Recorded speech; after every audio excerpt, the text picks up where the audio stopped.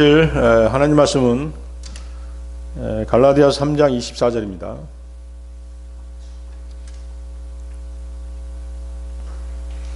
갈라디아서 3장 24절. 성경 예보를 이용하셔서 성경을 좀 빨리 찾으시기 바랍니다. 오늘 이제 성경 찾아야 될 부분이 많거든요. 그리고 오늘 설교 내용이 조금 어려울 수 있습니다. 제목이 이제 율법과 은혜거든요. 그래서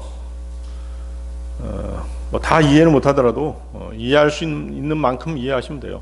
또 다음 기회에 또 반복해서 계속 말씀을 드릴 기회가 있기 때문에 오늘 이해할 수 있는 부분만 이해해도 뭐 상관은 없습니다.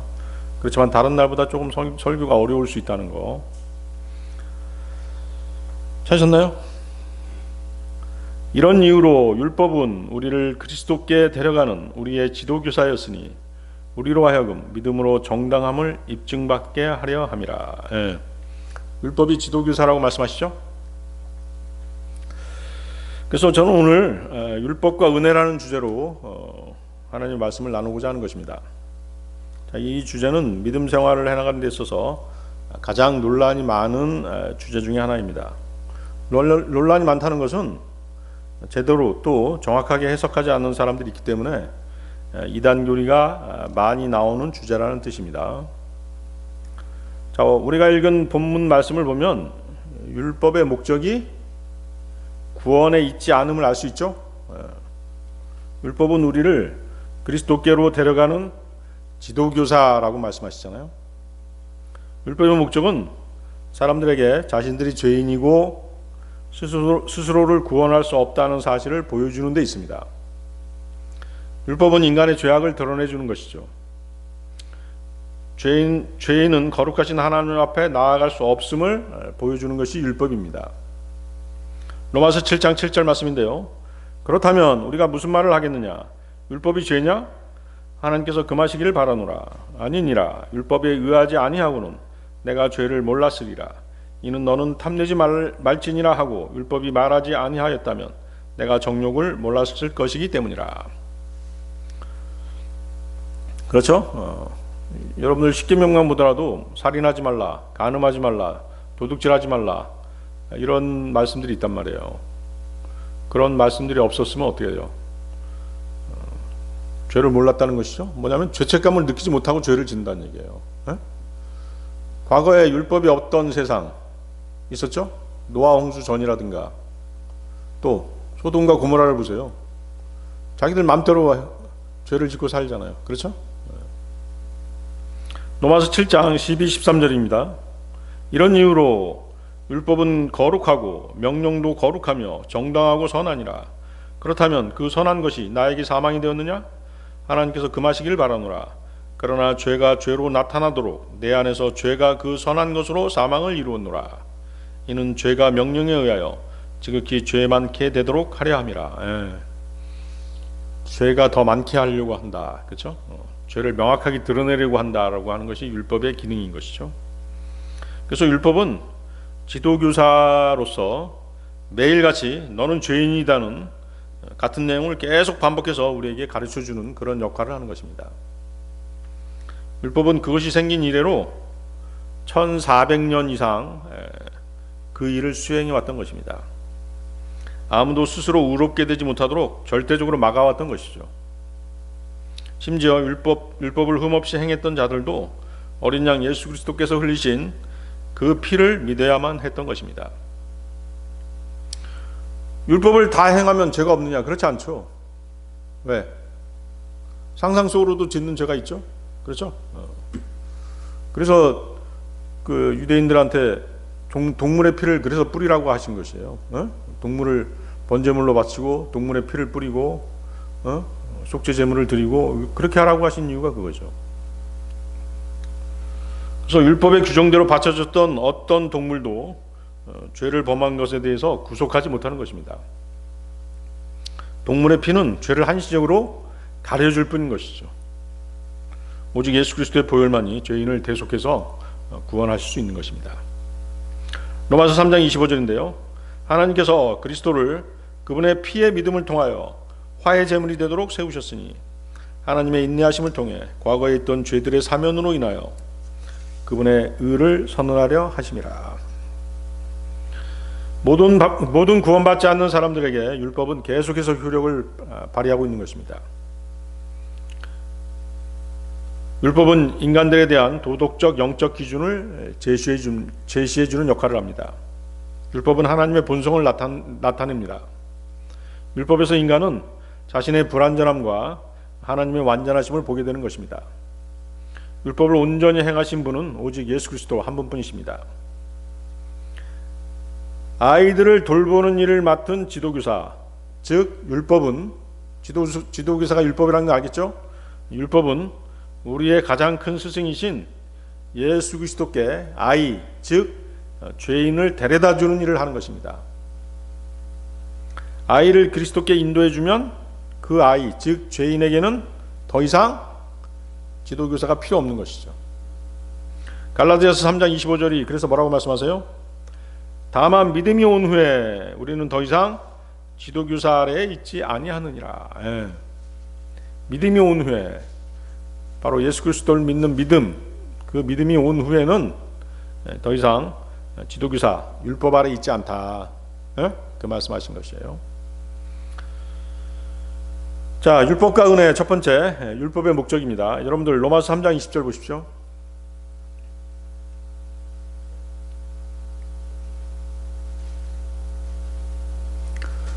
그러므로 율법의 행실로는 그분의 목전에서 정당함을 입증받을 육체가 전혀 없느니라. 이는 율법으로는 죄를 알게 되기 때문이라. 그렇죠? 율법의 행실들, 율법을 행해 가지고는 구원받을 육체가 없다는 얘기예요.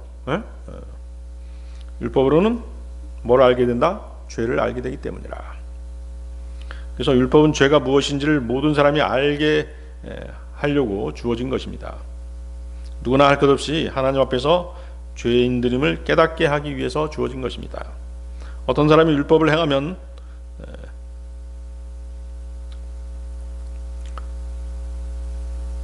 율법을 행하면서 살아간다고 하더라도, 율법을 행하면서 율법을 지키면서 살아간다고 하더라도 육체로는 하나님 앞에 의롭게 될 수가 없는 것입니다. 그렇죠? 아까 말씀드렸죠? 상상 속으로도 죄를 짓는단 말이죠. 상상 속으로 짓는 죄가 더 무섭죠. 왜? 상상 속으로 막 욕하잖아요. 확 죽여버리고 싶네, 막 이런 생각하잖아요. 그렇죠? 상상 속으로 막 누구 죽이잖아요. 수천 명씩 막 죽이잖아요. 총으로 다 쏴버리고 싶네, 막 이런 생각 한다고. 그렇죠? 그래서 율법은 이 사실을 깨달으라고 주어진 것이에요.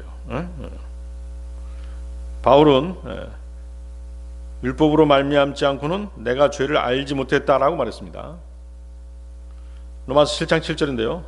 그렇다면 우리가 무슨 말을 하겠느냐? 율법이 죄냐?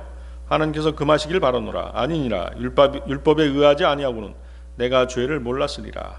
이는 너는 탐내지 말지니라 하고 율법이 말하지 아니하였다면 내가 정욕을 몰랐을 것이기 때문이라. 그렇죠? 소돔과 고모라 사람들이 그렇게 왜 죄 가운데 살았을까요? 죄책감을 못 느낀 거예요. 다들 죄를 지니까 이렇게 사는 것인가 보다. 그렇게 살아버린 거예요. 또 어떤 그 지역마다 또 다르잖아요. 어떤 지역의 분위기가 있죠. 어떤 지역 가면 사람들이 막 굉장히 상스러운 그런 지역이 있잖아요. 동네 분위기가 막 아주 험악하게 그렇게 다들 어울리고 살기 때문에 분위기 자체가 그래요. 애들도 그렇고.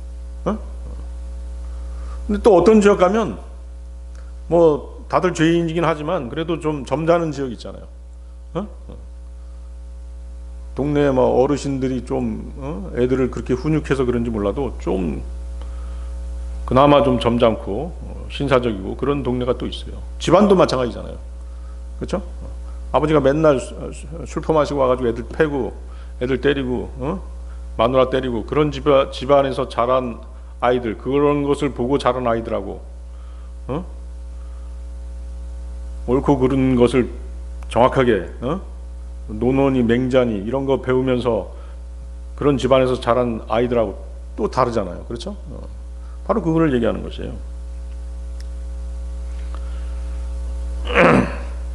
이건 하면 안 돼, 이런 건 하면 안 돼, 율법이 주어지면 어떻게 되는 거예요? 거기에 대해서 일단은 뭐예요? 제동장치가 있는 것이에요. 죄에 대한 제동장치가 있는 것이에요. 소돔과 고모라라든가 노아 방주 전에는 어땠어요? 노아의 홍수 전에는 그런 제동장치가 아예 없었던 것이에요.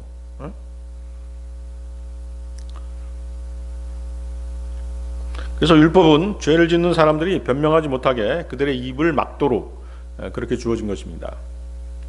로마서 3장 19절인데요. 무엇이든지 율법이 말하는 것들은 율법 아래에 있는 자들에게 말하는 것임을 이제 우리가 아느니라. 자, 율법 아래에 있는 자들에게 말한대요. 율법 아래에 있는 자들에게라는 건 뭐예요?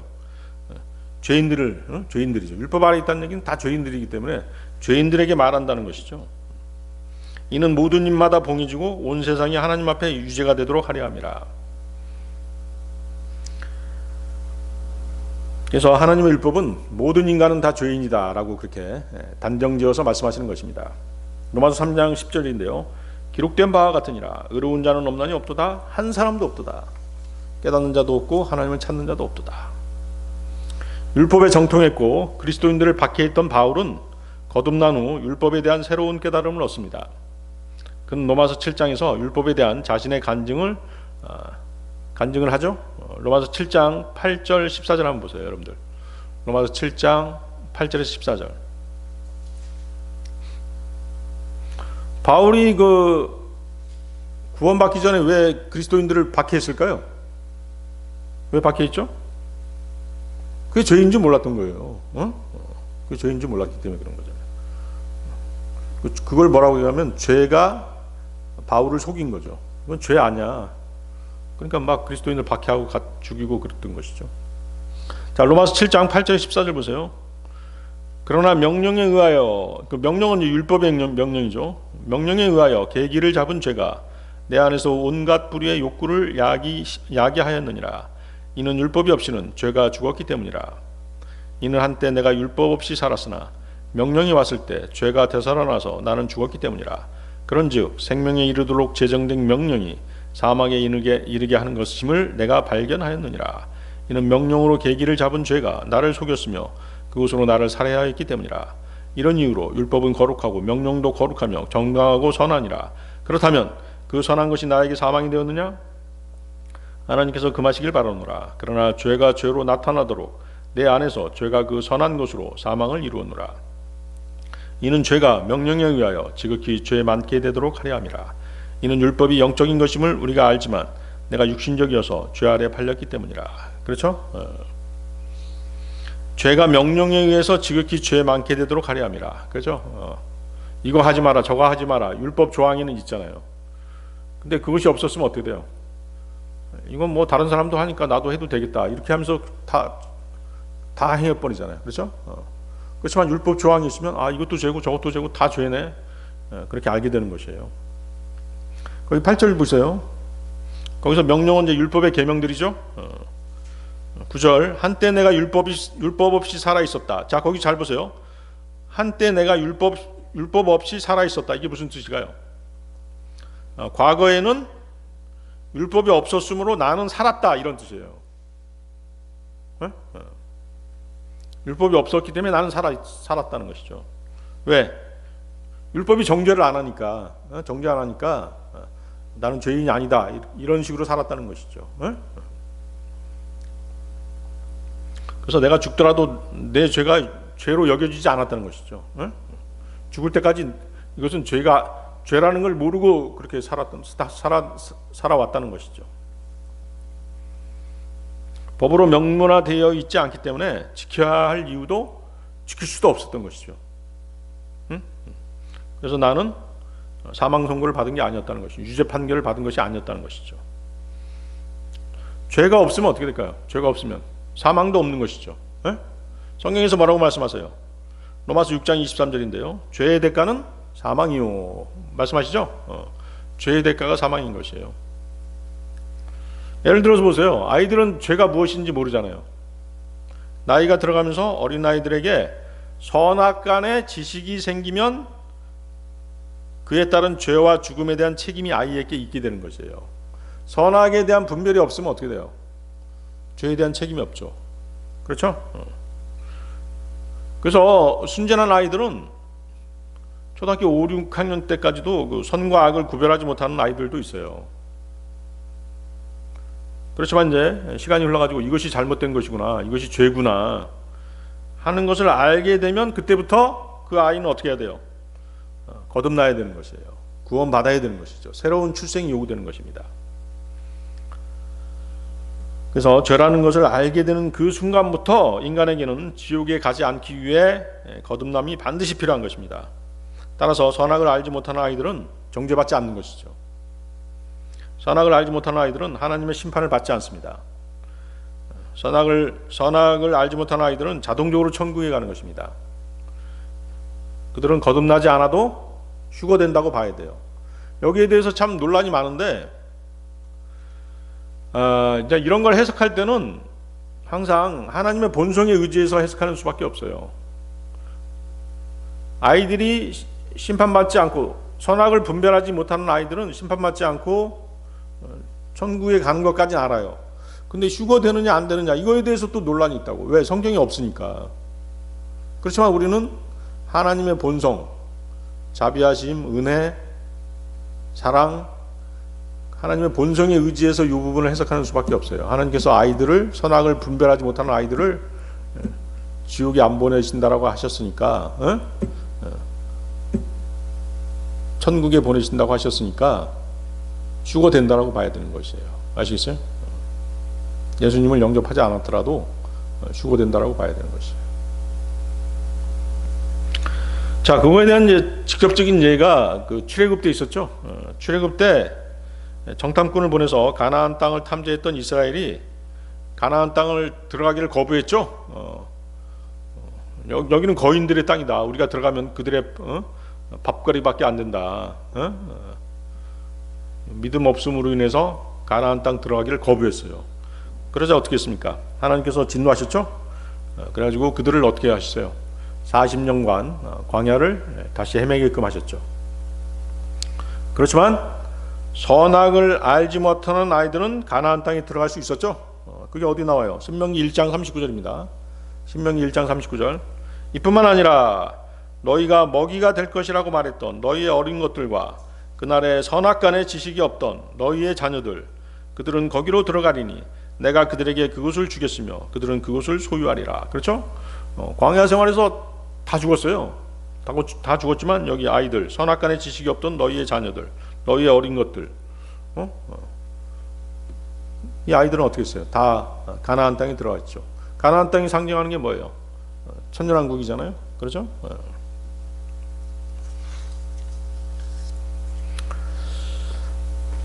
자, 율법을 알지 못하다가 어느 날 계명이 주어지고 율법이 들어왔습니다. 순진한 아이였다가 어느 날 자신의 행동이 죄라는 걸 알게 되었어요. 그러면 어떻게 돼요? 상황은 이제 돌변하는 것이에요. 율법이 그를 정죄하기 시작하는 것입니다. 수많은 죄들이 율법에 의해 낱낱이 고발당하지 않을 수 없게 된 것이죠. 멋모르고 했던 행동들이 다 죄라는 걸 알게 된 것입니다. 죄는 율법의 기준으로 볼 때 극도로 죄악스러운 것이죠. 그 죄들에 대한 하나님의 형벌은 죽음이죠.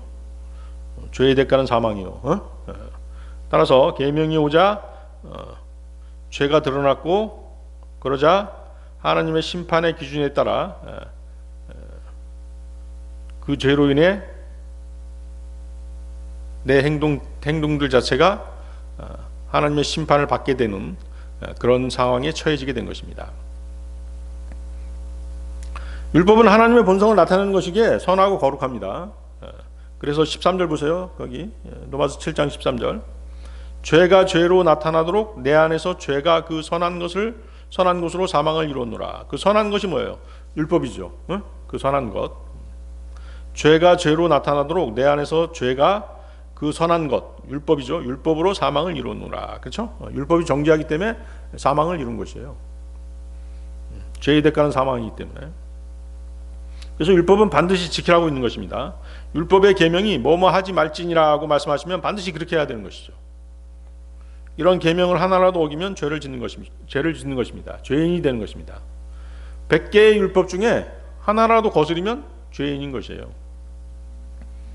죄인으로 정죄되게 되면 그 심판의 결과는 죽음입니다. 그런데 모든 사람이 죄를 지었으므로 모든 사람이 죄인이 되었습니다. 모든 사람이 사형 선고를 받지 않으면 안 된다는 것이 성경 말씀인 것입니다. 따라서 이것을 벗어나기 위해서 어떻게 해야 되는 것이에요? 반드시 거듭나야 되는 것이죠. 구원 받아야 되는 것입니다.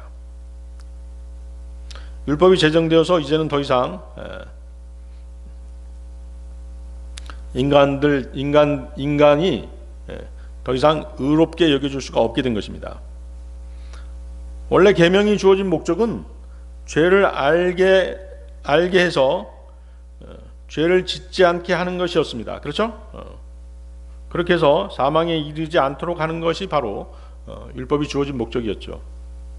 그러나 인간들이 계명을 지키지 못함으로 결과적으로 사망에 이르게 하는 것이 되고 말았던 것이죠. 인간이 계명을 100%, 율법을 100% 지킨다는 것은 불가능합니다. 그래서 하나님께서는 구약 이스라엘에게 짐승을 잡아서 피를 뿌리고 번제물로 드리고 속죄제물로 드리라고 그렇게 명령하신 것입니다. 죄를 저지른 잘못은 인간에게 있는 것이지 율법, 즉 계명에 있는 것이 아니죠. 잘못은 어디까지나 계명을 어긴 인간에게 있습니다. 죄에게 굴복한 우리에게 책임이 있는 것이에요. 그래서 우리는 율법이나 율법의 계명을 원망할 수 없는 것입니다. 율법은 우리에게 죄를 죄라고 가르쳐 주었을 뿐이죠. 우리는 율법을 통해서 죄가 죄라는 것을 알 수 있지만 육신이 약해서 번번이 죄에 속아 죄를 범하는 것입니다. 거기 7절 보세요. 하나님께서 금하시길 바라노라. 율법에 의하지 아니하고는 내가 죄를 몰랐으리라. 그렇죠? 자, 이스라엘은 모세를 통해 율법을 받았죠. 시나이 산에서 모세를 통해서 율법을 받았어요. 그러면 이방인들은 지난 시간에도 한번 얘기했었죠. 이 마음판에 하나님의 율법이 새겨져 있다라고 말씀드렸죠. 그게 로마서 2장 14, 15절에 나옵니다. 우리의 마음판, 율법을 받지 않는 이방인들은 마음에 하나님의 법이 새겨져 있는 것이에요. 로마서 2장 14, 15절. 이는 율법이 없는 이방인들이 본성으로 율법 안에 포함된 일들을 행할 때면 율법이 없어도 이것들이 자신에게 율법이 되기 때문이라. 이것들은 그들 마음속에 기록된 율법의 행위를 보여주나니 그들의 양심도 증거하고 그들의 생각들이 서로 고소하거나 서로 변명하는 동안 증거하느니라. 그렇죠? 율법을 받지 않는 이방인들은, 또 율법을 받지 않는 모든 시대의 사람들은 양심의 법이 있는 것이에요. 그렇지만 어때요? 그 양심의 법을 무시해버리고 계속 죄를 짓죠. 그래서 우리 마음판에 새겨진 계명들에 비춰보면 우리는 완전한 죄인이죠. 죄를 짓지 않는 것은 불가능합니다. 육신이 욕망을 억제할 수 없을 때 죄는 그 육신을 통해 나타나는 것입니다. 그래서 성경은 이것을 그 11절에 뭐라고 말씀하셔요? 죄가 나를 속였으며 라고 표현하는 것이죠. 자, 죄가 나를 속이는 거. 예를 들어서 바울 같은 사람이 바로 그런 경우죠. 이런 표현을 쓰는 게 바울 자신이 죄에 속았다는 것이죠. 죄에게 철저히 속아서 그리스도인들을 박해한 거잖아요. 그래서 율법을 붙잡고 오직 율법만이 최고야. 하나님께서 주신 것이니까 이렇게 생각하고 예수 그리스도 통한 믿음을 거부한 것이잖아요. 그렇죠? 이게 속은 것이죠. 이게 속은 거예요. 또 우리 이방인들도 마찬가지죠. 율법을 받지 않는 우리 이방인들도 마찬가지입니다. 왜? 죄를 지으면서 즐거워하는 사람 있잖아요. 죄의 낙. 죄의 낙이라는 표현이 있죠. 히브리서 보면 그런 게 있습니다.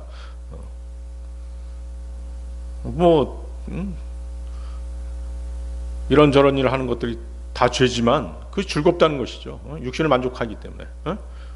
도둑질하는 거, 간음하는 거 이런 게 즐겁게 생각하는 것이에요. 계속 그래서 도둑질하고 계속 간음하고 이러는 거잖아요. 또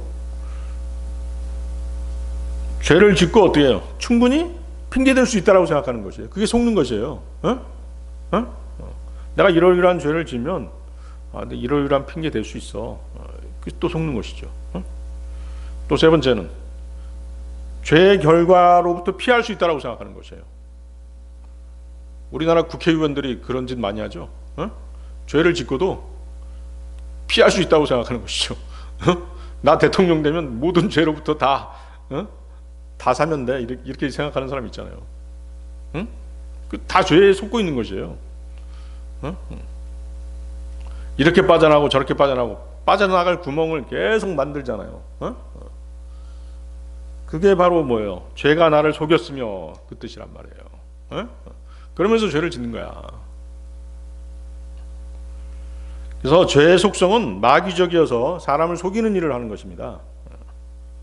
죄가 율법을 근거로 삼아서 기회를 포착해서 율법과 반대되는 길을 가도록 그 사람을 속이는 것입니다.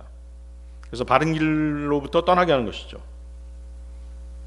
그래서 죄는 완전한 길, 옳은 길을 잃어버리게 만듭니다. 영적으로 죽게 만드는 것입니다. 하나님과 우리 사이가 갈라진 이유가 무엇이었어요? 바로 죄 때문이었잖아요. 하나님과의 관계가 끊어진 것도 죄 때문이었죠. 그래서 영적으로 영이 죽어버린 것이죠. 그래서 죄와 육신이 가진 본래의 욕망을 무력화시키려면 반드시 구원을 받아야 되는 것이에요.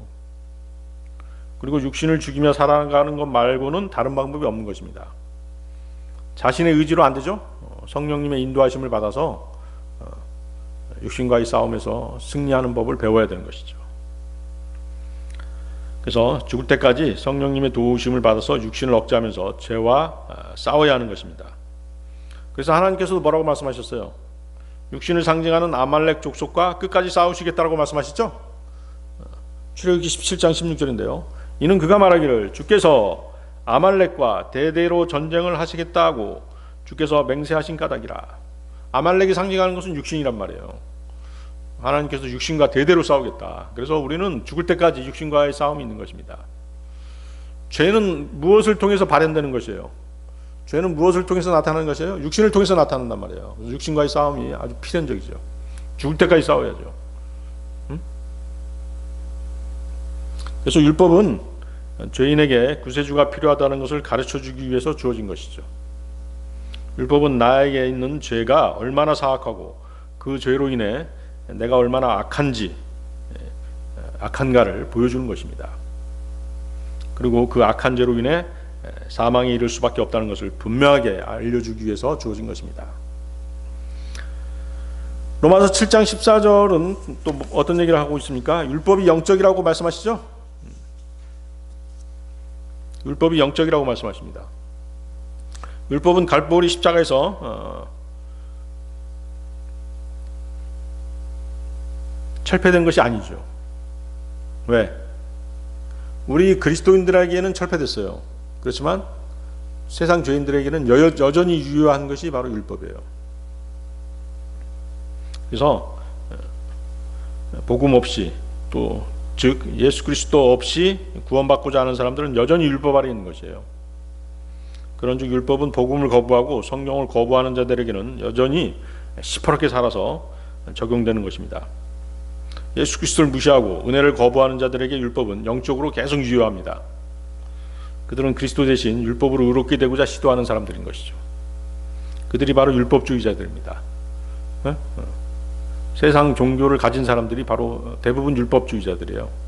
실제적으로 율법주의자들도 있고 세상법, 세상 종교에 매여서 사는 사람들이 다 율법주의자죠. 실제적으로 성령을 가지고 율법대로 살아가는 사람들 있잖아요. 자신들이 뭐라고 얘기해요? 영적 이스라엘이다. 우리가 이스라엘을 대신했다. 이렇게 주장하는 사람들 있죠.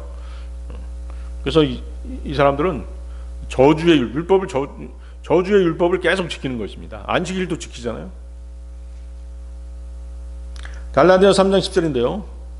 이는 율법의 행위들에 속한 자들은 모두 저주 아래에 있기 때문이니 기록되기를 율법책 안에 기록되어 행하도록 한 모든 것들을 지속하지 아니하는 모든 이는 저마다 저주를 받느니라 하였기 때문이라. 자, 율법은 저주인 것이에요. 왜? 지킬 수 없기 때문에. 옛날 여호수아가 그런 얘기 했죠. 율법을 다 읽어준 다음에 지킬 수 있느냐 그러니까 이스라엘이 뭐라고 얘기했어요? 우린 지키겠나이다 그랬죠. 그러니까 여호수아가 뭐라고 그래? 너희는 지킬 수 없다 이렇게 얘기하죠.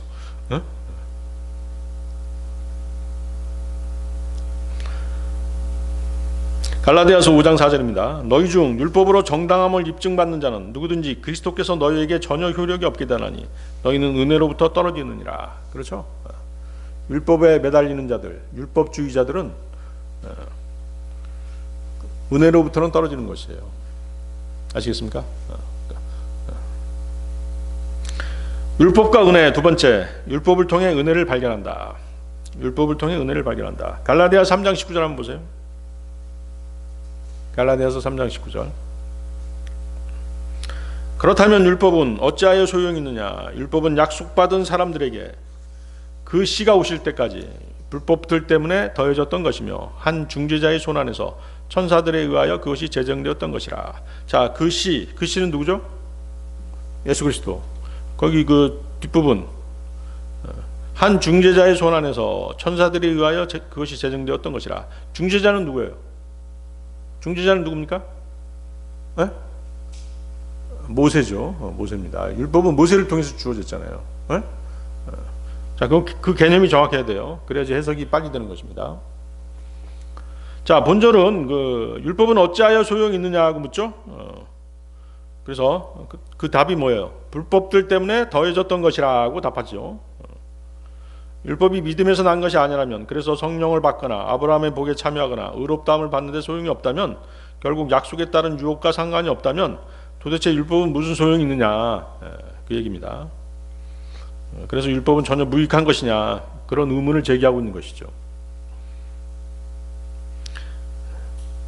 그거에 대한 해답은 뭐예요? 율법은 인간의 범죄 때문에 한시적으로 주어진 것이다가 그 답이죠. 그렇죠? 그 시가 오실 때까지니까. 그 시가 오실 때까지. 그리고 그 불법들 때문에 더해졌던 것이란 말은, 불법들 때문에 더해졌던 것이란 말은 율법이 죄를 깨닫게 하기 위해서 주어졌을 뿐만 아니라 인간의 불법 때문에 주어졌다는 것이잖아요. 아시겠죠? 율법이 있기 전에 뭐가 있었어요? 율법이 있기 전엔 언약이 있었죠. 그렇죠? 언약이 있었습니다. 하나님께서는 그 율법을 언약에 추가적으로 더하셨던 것이죠. 그렇죠?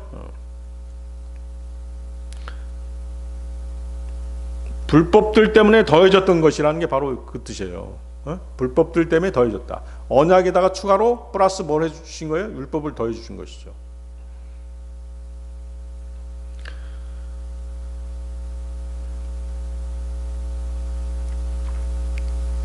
사실상 율법은 제한적이고 한시적인 기능을 갖죠. 거기 그 시가 오실 때까지 이렇게 말씀하시니까. 그래서 인류에 대한 하나님의 구속사역에 있어서 율법이 결코 본질적인 것이 아니라는 것이죠. 율법은 그 자체로 구원을 얻게 하는 방편이 되지 못합니다. 지도교사라고 아까 말씀드렸죠. 단지 인간으로 하여금 죄를 깨닫게 하고 죄인됨을 깨닫게 하는 것입니다. 그로 인해 오직 예수 그리스도를 믿는 믿음 외에는 의롭다함을 얻을 수 없다는 사실을 알게 하기 위해서인 것이죠. 그 점에서 율법의 역할은 제한적인 것입니다. 약속받은 사람들에게 그 시가 오실 때까지, 즉 율법은 예수 그리스도께서 나타나실 때 그 유효기간이 끝나버린 것이에요. 단 구원받은 그리스도인들에게만 유효기간이 끝난 것이죠. 세상 죄인들에게는 여전히 유효한 것입니다. 다시 말씀드리면 율법은 아브라함의 언약에 더해진 것이에요. 하나님께서는 아브라함과 사이에 중재자가 없었기 때문에 직접 언약을 맺으셨죠. 바울은 아브라함에게 주어졌던 언약과 약속이 율법보다 430년 앞섰다라고 말했습니다. 갈라디아서 3장 17, 18절 보세요. 바로 위에. 갈라디아서 3장 17, 18절. 그런즉 내가 이것을 말하노라. 그리스도 안에서 하나님께로부터 일찍이 확증되었던 그 언약을 430년 후에 제정된 율법이 취소시켜서 그것이 그 약속을 아무런 효력 없게 할 수 없느니라. 이는 만일 그 상속이 율법에 의한 것이라면 그것은 더 이상 약속에 의한 것이 아니기 때문이라. 그러나 하나님께서는 아브라함에게 그것을 약속으로 주셨느니라. 하나님께서 약속하신 것이 무효가 되어버린다는 것이죠.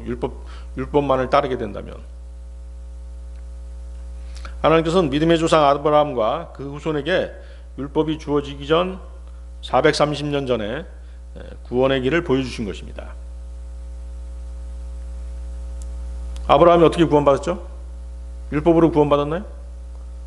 아니잖아요. 믿음으로 구원받았잖아요. 그렇죠?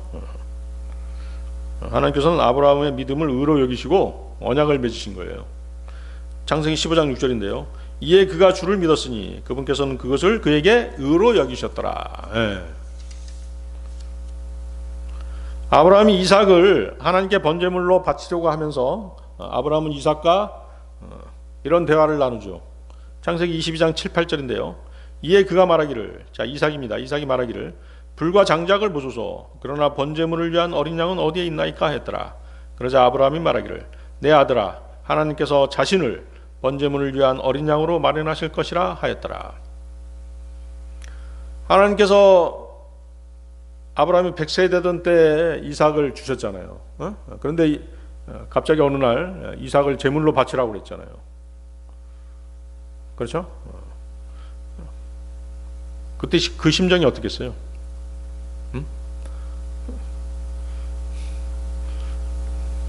그렇지만 어때요? 아브라함은 믿음 가운데 그것을 이삭을 바쳤죠. 바치면서 어떤 얘기를 하는 것이에요?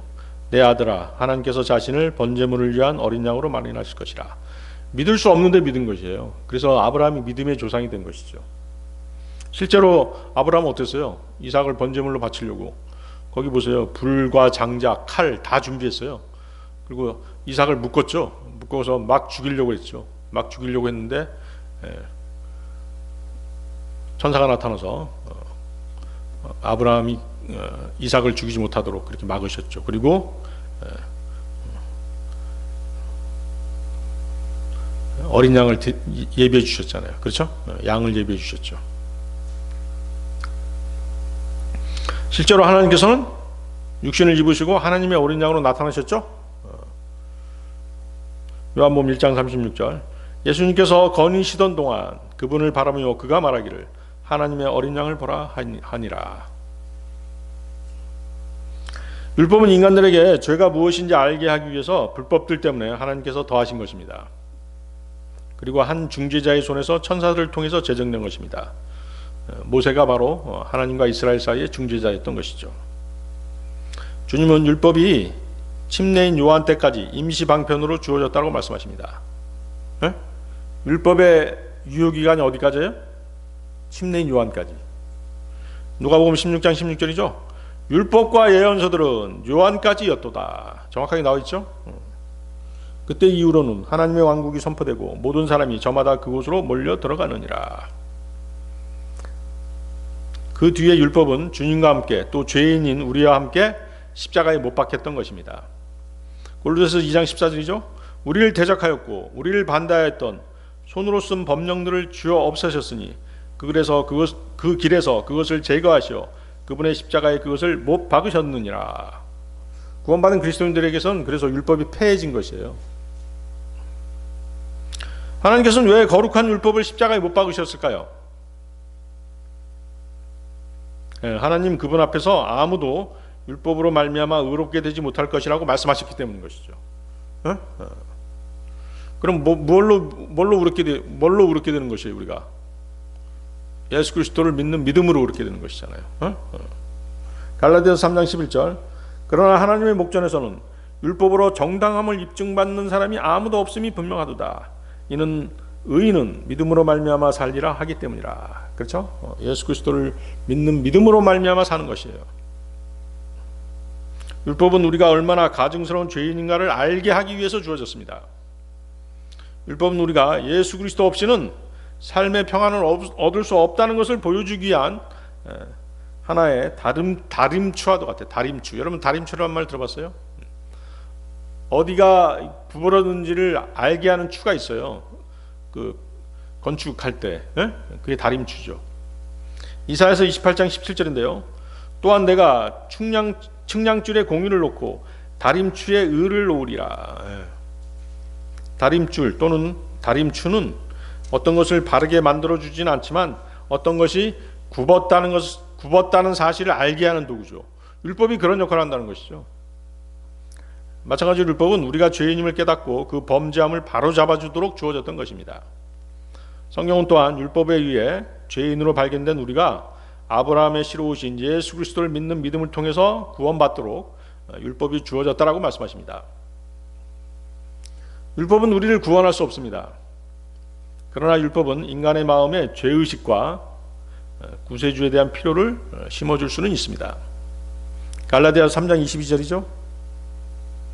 그러나 성경 기록은 모두를 죄 아래 가두었으니 예수 그리스도의 믿음으로 말미암은 약속이 믿는 자들에게 주어지게 하려 함이라. 그렇죠? 모든 사람들이 다 죄인이 되게 해서 내가 이 죄 문제를 해결해야 되겠구나, 그렇게 깨달아서 예수 그리스도를 믿도록, 그래서 율법이 주어진 것이에요. 아시겠어요? 그래서 율법은 우리의 죄악을 밝히 드러내주는 것입니다.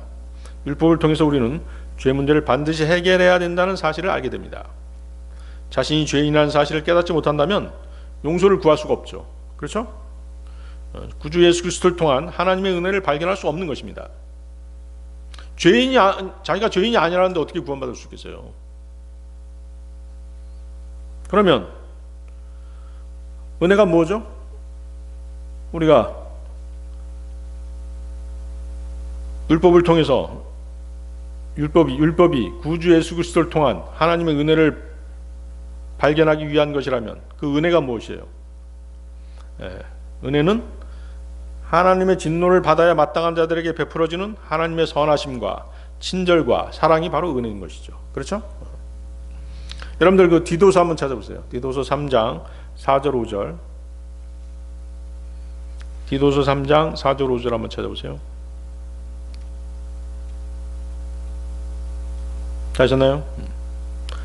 그러나 사람을 향한 우리 구원자이신 하나님의 친절하심과 사랑이 나타난 뒤로 우리가 행한 의의 행위들에서가 아니라 오직 그분의 자비에 따라 그분께서 우리를 구원하셨으니 거듭남의 씻음과 성령님의 새롭게 하심에 의한 것이라. 자, 여러분들 어디다 밑줄 쳐야 되겠어요? 거기 첫 번째 줄, 하나님의 친절하심과 사랑. 이것이 뭐죠? 은혜잖아요. 거기다 은혜라고 써야죠. 하나님의 친절하심과 사랑, 은혜가 나타났단 말이에요. 그리고 그 뒤에 보세요. 우리가 행한 의의 행위들에 의해서가 아니라, 우리가 행한 의의 행위들, 이거 뭐예요? 율법이죠. 그렇죠? 은혜가 나타나서 이제 율법에 의해서가 아니라 오직 그분의 자비에 따라 그분께서 우리를 구원하셨다, 그런 뜻이란 말이에요. 그래서 은혜가 뭐예요? 은혜가 자비보다 앞에 있죠? 그렇습니다. 그래서 하나님의 은혜에 의해서 자비가 베풀어지는 것이에요.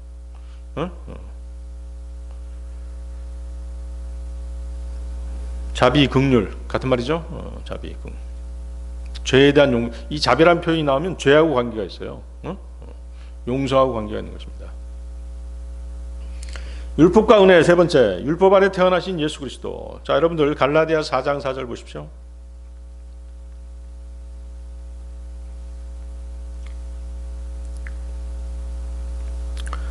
갈라디아 4장 4절. 그러나 그때의 충만함이 이르자 하나님께서 자신의 아들을 파송하셨으니 여자에게서 조성되셨고 율법 아래에서 조성되셨도다. 자, 율법 아래에서 나신 예수님은 율법에 온전히 복종하셨습니다. 주님은 율법의 규례대로 할례를 받으셨고 성전에서 하나님께 보이셨습니다. 율법에 따라 희생제물을 드리셨습니다. 누가복음 2장 21절 24절이죠. 이후에 그 아이에게 할례를 행하기 위한 8일이 다 찼을 때 그분의 이름은 예수라 불렸더라. 그것은 그분께서 태 속에 임신되기 이전에 천사에 의하여 그렇게 지어진 이름이었더라. 그리고 모세의 율법에 따른 그녀의 정화의식의 날들이 다 찾아 그들은 그분을 죽게 드리기 위하여 그분을 예루살렘으로 데리고 갔더라. 주의 율법 안에 기록된 바와 같으니 태를 여는 모든 남성은 저마다 주께 거룩한 자라 불리리라 하였더라. 이에 주의 율법 안에 있던 말씀된 것에 따라 한 쌍의 산비둘기 혹은 두 마리의 새끼 집비둘기를 희생제물로 바치려 하였더라. 율법에 따른 모든 것들을 다 주님이 갓난아기였을 때부터 다 행해졌던 것이죠. 그래서 예수님께서는 율법을 파괴하러 오신 것이 아니라 율법을 성취하러, 완성하러 오신 것이죠. 마태복음 5장 17절. 내가 율법이나 예언서들을 멸하러 온 것으로 생각하지 말라. 나는 멸하러 온 것이 아니라 다만 성취하러 왔노라. 주님은 율법 아래서 그분의 육신의 조상들에게 주어졌던 약속들을 아주 견고히 하고자 그렇게 율법대로 사셨던 것이죠. 로마서 15장 8절인데요. 이제 내가 이같이 말하노라. 예수 그리스도께서는 하나님의 진리를 위하여 할례자들을 섬기는 분이셨으니 조상들에게 주어진 약속들을 확정하려 하시며, 할례자들을 섬기는 분, 할례자들을 섬기는 분이라는 게 바로 뭐예요? 율법을 온전히 성취하셨다는 얘기죠. 그렇죠? 율법의 규례 중에 하나가 할례잖아요. 그래서 예수 그리스도께서는 율법의 저주 아래 오셨죠. 그래서 그분은 종의 위치에서 속박의 멍에를 대신 매실 수 있으신 분이셨어요. 그렇게 하기 위해서 주님께서는 육신의 연약함을 입고 오셨고, 또 육신의 연약함을 체험하셨고, 그 순한 고난을 통해서 순종을 배우셔야만 했던 것이죠. 히브리서 5장 8절인데요. 비록 그분께서는 한 아들이시지만, 하나님의 아들이시지만, 그럼에도 그분께서는 자신이 순환을 겪는 일들로 인하여 순종을 배우셨느니라. 주님은 다른 세상 죄인들처럼 시험 받으셨고 종의 자리에서 고난을 당하셨습니다. 주님이 고난으로 연단되시는 것은 우리로 그분을 배우고 따르게 하기 위함이었던 것입니다. 히브리서 2장 10절입니다. 이는 모든 것들이 자신을 위하여 존재하게 하시고 모든 것들을 자신에 의하여 존재하게 하시는 그분께는 많은 아들들을 영광으로 데려가시는 일에 있어서 그들의 구원의 대장을 순환들을 통해 완전하게 하시는 것이 합당했기 때문이라. 주님은 그분의 생애와 그분의 희생적인 죽음을 통해서 모든 형태의 율법을 완성시키셨던 것입니다. 히브리서 9장 24절 26절입니다. 이는 그리스도께서는 손들로 지어진 거룩한 처소들 곧 참된 것의 모형들 안으로 들어가지 않으셨고 오히려 하늘 그 자체 안으로 들어가셨기 때문이니 우리를 위하여 지금 하나님의 임재 앞에 나타나 계시니라. 또한 그분께서는 대제사장이 거룩한 처소 안으로 다른 것들의 피를 가지고 매년 들어가는 것처럼 빈번히 자신을 바치지 않으셔도 되느니라. 이는 그랬더라면 그분은 세상의 기초가 세워진 이후에 빈번히 순환을 겪으셔야만 했을 것이기 때문이라. 그러나 이제 그분께서 자신을 희생제물로 드려 죄를 없애시려고 세상의 끝에 한번 나타나셨도다. 주님은 그분의 피를 통해서 새 언약의 중재자가 되셨습니다. 히브리서 8장 6절. 그러나 이제 그분께서 더 탁월한 사역을 얻어내셨으며 또한 그분께서 그만큼 더 좋은 언약의 중재자시니 그것은 더 좋은 약속을 위해 확립된 것이라. 율법을 온전히 성취하시기 때문에 더 좋은 약속을 하나님으로부터 얻어낼 수 있었던 것이죠. 새로운 언약을 하나님과 체결할 수 있었던 것입니다. 율법과 은혜, 마지막 네 번째, 그리스도인과 율법입니다. 로마서 4장 15절 보세요.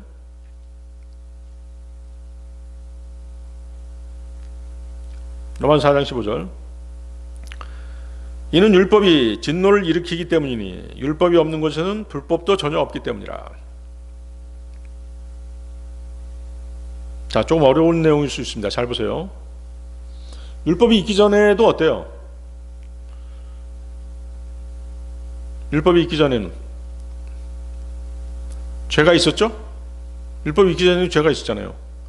범죄는 있어요, 없어요? 죄를 범하는 건 있어요, 없어요? 범죄는 없죠. 율법이 있기 전에는 범죄함이 없는 것입니다. 법으로 존재하지 않는 것을 거역할 수는 없잖아요. 그렇죠? 네. 자, 거기 어렵습니다. 잘 들어보세요. 자, 그러면 율법이 있기 전에는 죄가 있었을까요, 없었을까요? 죄가 있었다고 말씀드렸죠? 네. 노아의 홍수라든가 소돔과 고모라의 심판은 인간의 죄악들로 인한 심판이었어요. 아시겠어요? 네. 율법이 있기 전에도 인간들은 사악하고 끔찍한 죄들을 많이 저질렀던 것입니다. 차이점이 있다면 뭐예요? 율법 전에 인간들은 죄의 심각성을 깨닫지 못했다는 것이에요. 네? 당연히 이렇게 사는가 보다. 네? 그러면서 살았다는 것이잖아요. 그래서 하나님께서는 죄의 심각성을 일깨워 주시고자 율법을 주신 것이에요. 율법이 주어짐으로써 항상 도덕적으로만 잘못되었던 죄가 법적으로 잘못되었음을 지적할 수 있게 된 것이죠. 내가 뭘 잘못했다고, 나 뭐 배고파서 저거 훔쳐 먹었는데, 이렇게 얘기하면 어떻게 돼요? 여기 봐봐, 이 법조 한번 보라고. 몇 항 몇 조, 어? 훔친 자는 손목을 자른다 나와 있잖아. 뭐 이런 규정이 생긴 거란 말이에요. 어?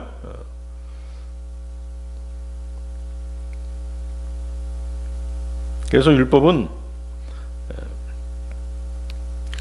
주어짐으로써 어떻게 된 거예요? 이제 고소할 수 있게 된 것이죠. 법조항이 있기 때문에 그 증거를 가지고 고소할 수 있는 것이에요. 그래서 율법으로 말미암아서 죄라는 것은 하나님께 범죄하는 것이구나 하는 걸 알 수 있게 된 것이죠. 왜? 하나님께서 율법을 주셨으니까. 그래서 율법은 죄인들을 고소하는 것입니다. 고소당한 죄인들은 어때요? 내가 고소당했어. 그럼 어떻게 해야 돼? 여러분들 어떻게 할 거예요? 그냥 감옥 가나요? 아니죠. 변호사 사야지. 변호사 사야 되잖아요. 대통령 탄핵 심판 걸리니까 어때요? 변호사들 막 모집해가지고 탄핵 안 당하려고 이제 재판장에서 계속 싸우지 않습니까? 마찬가지예요. 율법이 어떤 사람을 죄인으로 고소했어. 그러면 이제 여러분들은 뭐가 필요해요? 변호인이 필요한 거예요. 중재자가 필요하잖아요. 그렇죠? 그 얘기는 무슨 얘기예요? 구원의 필요성을 느끼게 된 거죠. 나 구원받아야 되는구나. 이 죄를 한두 건 진 게 아니잖아요. 그렇죠? 일평생 죄를 짓고 사는데 그 죄 문제를 해결하려면 나 변호사가 필요해. 중재자가 필요해. 그러니까 어떻게 해야 돼? 구원받아야 돼. 구원받는 건 누굴 통해서? 예수 그리스도 통해서. 우리의 중재자, 우리의 변호인 되시는 분이 누구세요? 예수 그리스도시잖아요. 여러분들 그 로마서 5장 13절로 한번 찾아보세요. 한 장 넘겨서 로마서 5장 13절 찾으셨나요? 이는 율법이 있을 때까지 죄가 세상 속에 있었기 때문이라. 그러나 율법이 없을 때는 죄가 전가되지 아니하였느니라. 예. 거기 그 밑줄 쳐보세요. 죄가 전가되지 않았다. 무슨 뜻일까요 이게? 죄가 전가되지 않았다. 법조항이 없었기 때문에, 명문화된 법조항이 없었기 때문에 인간들이 죄로 인정하지 않았다는 것이죠. 인간들이 죄에 대한 죄책감을 느끼지 않았다는 거예요. 아시겠어요? 뭘 훔쳐먹고도 이건 뭐 배고프면 당연히 내가 훔쳐먹을 수 있지 이렇게 생각한 거란 말이야. 소돔과 고모라가 상당히 악한 도시였잖아요. 이방인들이 오면은 계속 괴롭혔잖아요. 그렇죠? 그 롯을 찾아온 그 롯의 손님들, 천사들이죠. 천사들 끌어다가 어떻게 하려고 그랬어요? 그 범죄를 저지르려고 했었잖아요. 동성애 범죄. 뭐가 없었기 때문에 그런 거예요. 죄책감이 없단 말이에요. 죄가 전가되지 않았다는 뜻이 바로 그거란 말이야. 죄로 인정하지 않았고, 인간들이 죄로 인정하지 않았고, 자신들이 짓는 죄를 죄로 인정하지 않은 거예요. 또 죄책감도 없었다는 거예요. 그 뜻입니다. 아시겠죠? 그래서 죄는 율법 이전에도 세상에 있었습니다. 그러나 그러면 그 죄에 따른 형벌이 있었을까요? 없을까요? 형벌도 있었죠. 그게 좀 어렵죠, 여러분들. 그걸 구분 잘 해야 되는 것입니다. 그 형벌은 뭐밖에 없었어요? 죄에 대한 형벌은 죽음밖에 없었죠. 사형이었죠. 그렇죠? 그 사실은 누구한테 얘기하시죠? 하나님께서 누구한테 얘기하시죠? 죄의 결과는 사형이다. 그리고 그걸 누구에게 밝히셨어요? 아담한테 그 얘기 하셨잖아요. 아담한테 선악을 알게 하는 나무의 실과는 먹지 말라고 말씀하셨죠. 그리고 그것을 먹는 날에는 어떻게 하신다고 그랬어요? 반드시 죽을 것이기 때문이다. 그렇게 말씀하시죠? 죄의 결과는 죽음이다. 미리 하나님께서 선언해 놓으셨다고. 이해하시겠어요? 창세기 2장 17절에 나오잖아요. 그러나 선악의 지식의 나무에서 나는 것은 내가 먹지 말라. 이는 내가 그것에서 나는 것을 먹는 그날에 너는 반드시 죽을 것이기 때문이라. 죄는 율법 이전에도 있었어요. 그리고 죄에 대한 형벌은 죽음이었다는 것이죠. 그래서 노아 홍수를 다 쓸어버리신 거잖아요. 소돔과 고모라를 완전히 유황불로 다 파괴시켜버리신 거잖아요. 죄에 따른 형벌은 바로 인류의 조상 아담의 때에 이미 정해진 사실이라는 것이죠. 살인, 도둑질, 간음 등의 특정적인 죄들에 대한 율법, 즉 각각의 죄에 대한 처벌 규정만이 없었던 것이죠. 지금은 다 있죠. 살인죄는 뭐 몇 년, 도둑질은 몇 년, 그런 거 있잖아요. 그렇지만 율법이 없었을 때는 뭐예요? 다 뭐예요? 사형이라는 것이죠. 오직 모든 죄에 대해서는, 율법이 없었을 때는 모든 죄에 대해서 사망이라는 형벌만이 선포되었던 것입니다. 율법이 주어짐으로써 죄들에 대한 세부적인 지시와 그에 따른 특정적인 형벌이 하나님으로부터 주어지게 된 것입니다. 율법은 하나님께서 그것을 주시기 전에는 알지 못했던 범죄의 속성을 밝히 드러내 보여주었습니다.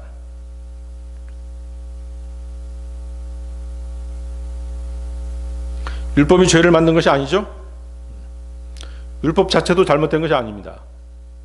율법은 죄의 극악성과 끔찍함을 알게 하고 그에 따른 형벌이 있음을 보여주기 위한 것이었습니다. 그런데 율법을 보자 인간 안에 들어있던 마귀적인 속성의 죄가 인간들을 속이기 위해서 활동하기 시작한 것이에요. 로마서 7장 5절인데요. 아까 죄가 속인다고 말씀드렸잖아요. 어떤 식으로 속인다고 그랬어요? 죄가 즐겁다라고 하면서 죄의 낙을 누리는 것, 그렇죠? 또 죄에 대한 핑계를 댈 수 있다라고 그렇게 속이는 것, 또 죄의 결과를 뒤바꿀 수 있다라고 그렇게 죄의 결과를 피할 수 있다라고 그렇게 속인다는 것, 그 세 가지 말씀드렸죠? 그런 것들이란 말이에요. 로마서 7장 5절, 이는 우리가 육신 안에 있었을 때 율법에 의하여 존재하였던 죄들의 움직임들이 사망에 이르는 열매를 내도록 우리의 지체들 안에서 활동하였기 때문이라. 그렇죠? 잘 들어보세요. 율법 이전에도 동일한 죄가 저질러졌어요. 율법 이전에도 살인도 있었고 간음도 있었고 도둑질도 있었단 말이에요. 하지만 그 죄들은 죄를 정죄하고 밝혀주는 율법에 의해 죄를 짓도록 부추겨진 것이 아니었죠. 죄를 저질렀다는 것을 깨닫도록 율법이 들어왔던 것이에요. 왜? 죄책감이 없었기 때문에 율법이 들어오면서 죄책감이 막 생기기 시작한 거죠. 네?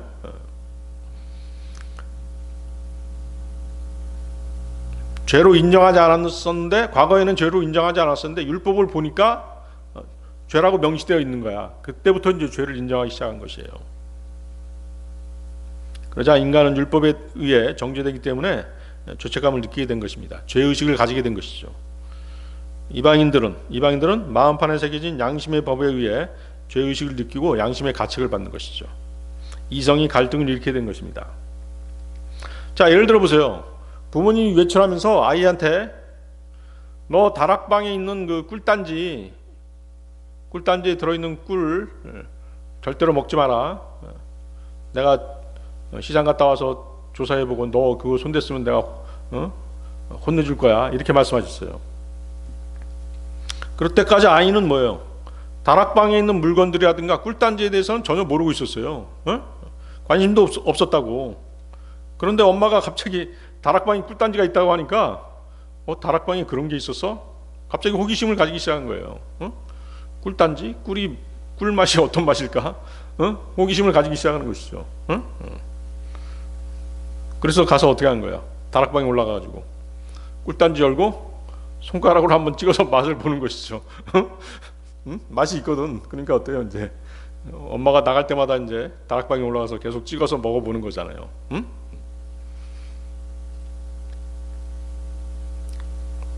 엄마가 말을 안 했으면 아이가 관심도 안 갖는 그 꿀단지가 이제는 뭐예요? 본 적도 없고 알고 싶지도 않았고 그렇던 꿀단지가 이제는 어때요? 엄마만 없으면 가서 이제 맛보고 싶은 그런 유혹을 일으키게 된 것이에요. 로마서 7장 5절 다시 보세요. 율법에 의하여 존재하였던 죄들의 움직임들이 사망에 이르는 열매를 내도록 우리의 지체들 안에서 활동하였기 때문이라. 이것이 바로 죄의 속성이고 죄의 활동인 것입니다. 죄는 육신이 율법을 범하도록 어머니의 말을 거역하도록 유혹하는 것이 바로 유혹하는 그런 것이 되어버린 것이에요. 아시겠죠? 그래서 죄는 육신이 율법을 범하도록 하는 것이죠. 어머니의 말을 거역하도록 유혹하는 것이 바로 죄입니다. 그래서 죄는 구원받은 자들에게 주어진 것이 아니라 죄인들에게 주어진 것이죠. 여러분들도 구원받기 전에는 율법의 영향 아래 있었던 것입니다. 우리 마음판에 하나님의 법이 새겨져 있었다고 말씀드렸죠. 디모데전서 1장 9절 10절입니다. 이것을 알지니 율법은 의로운 사람 때문에 만들어진 것이 아니요. 그렇죠? 율법은 의로운 사람 때문에 만들어진 것이 아니요. 오히려 무법자들과 순종하지 않는 자들 때문에 만들어진 것이니 불경건한 자들과 죄인들과 거룩하지 않고 속된 자들과 아버지를 살인한 자들과 어머니를 살인한 자들과 살해범들과 행음에 빠진 자들과 남자들로 자신들을 더럽히는 자들과 납치범들과 거짓말쟁이들과 유중하는 인물들과 혹여 건전한 교리를 역행하는 다른 어떤 것이라도 있을까 하여 만들어진 것이라. 그러나 구원받은 후에는 우리가 율법 아래 있지 않다라고 말씀드렸죠. 로마서 6장 14, 15절입니다. 이는 죄가 너희를 지배할 수 없을 것이기 때문이니 너희가 율법 아래 있지 아니하고 오직 은혜 아래 있기 때문이라. 그렇다면 무엇이냐? 우리가 율법 아래 있지 아니하고 오직 은혜 아래 있으므로 우리가 죄를 짓겠느냐? 하나님께서 금하시길 바라노라. 그렇죠? 왜 우리가 죄는 육신을 통해서 발현되는 것이잖아요. 그렇죠? 죄는 육신을 통해서 나타나는 것이에요. 그렇지만 어때요? 우리가 구원받음으로써 그리스도의 할례를 받는다고 말씀드렸잖아요. 육신에 붙어있던 혼이 어떻게 돼요? 그리스도의 할례로 육신에서 떨어지잖아요. 그렇죠? 그래서 죄의 지배를 받을 수 없는 것이죠. 거기까지 알면은 여러분들 굉장히 많이 하는 것이에요.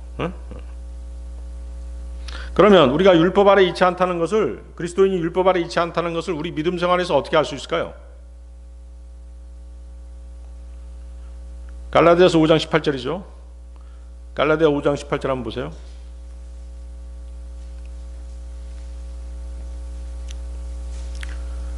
그러나 만일 너희가 성령의 인도하심을 받는다면 너희는 율법 아래 있는 것이 아니니라. 그렇죠? 성령의 인도하심을 받기 때문에 우리는 율법 아래 있는 것이 아니라는 것입니다. 그래서 그리스도인은 구원받기 위해 율법을 행할 필요가 없죠. 로마서 3장 20절.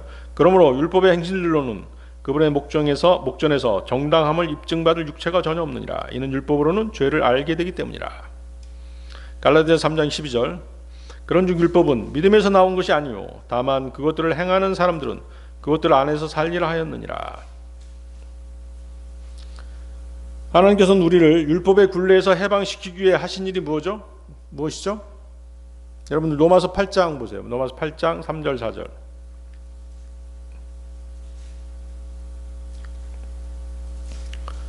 로마서 8장 3절 4절. 이는 율법이 육신을 통해서는 약하였으므로 율법이 할 수 없던 것을 하나님께서는 죄로 인하여 자기 자신의 아들을 죄 있는 육신과 같은 모습으로 보내시어 육신 안에 있는 죄들을 정죄하셨기 때문이라. 이는 율법의 의가 우리 안에 성취되게 하려 하심이라. 우리는 육신을 따라 살아가지 아니하고 다만 성령을 따라 살아가느니라. 자, 거기다 밑줄 쳐보세요. 율법의 의가 우리 안에 성취되게 하려 하심이라. 자, 율법의 의가 우리 안에서 어떻게 성취되죠? 율법의 의가 우리 안에서 어떻게 성취돼요? 누구의 인도하심을 따라가면? 성령님의 인도하심을 따라가면 율법의 의가 성취되는 것이에요. 아시겠죠? 그래서 여러분들이 죄를 지으려고 할 때 막 어떻게 돼요? 성경 말씀이 막 생각나잖아요. 그렇죠? 막 서로 막 갈등이 생긴단 말이에요. 그때 우리가 하나님의 말씀을 따라서 행하면 율법의 의를 성취하는 것이에요. 아시겠죠? 그래서 그리스도인들은 율법으로부터 구원을 받은 사람들입니다. 율법으로부터 해방된 사람들이죠.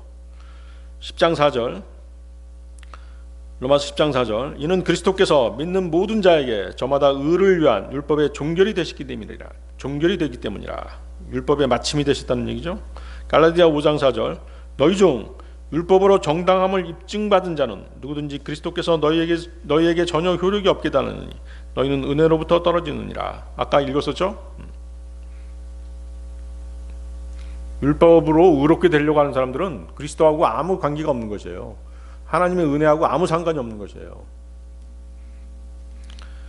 자, 오늘 설교의 결론입니다. 로마서 5장 20절 한번 보십시오.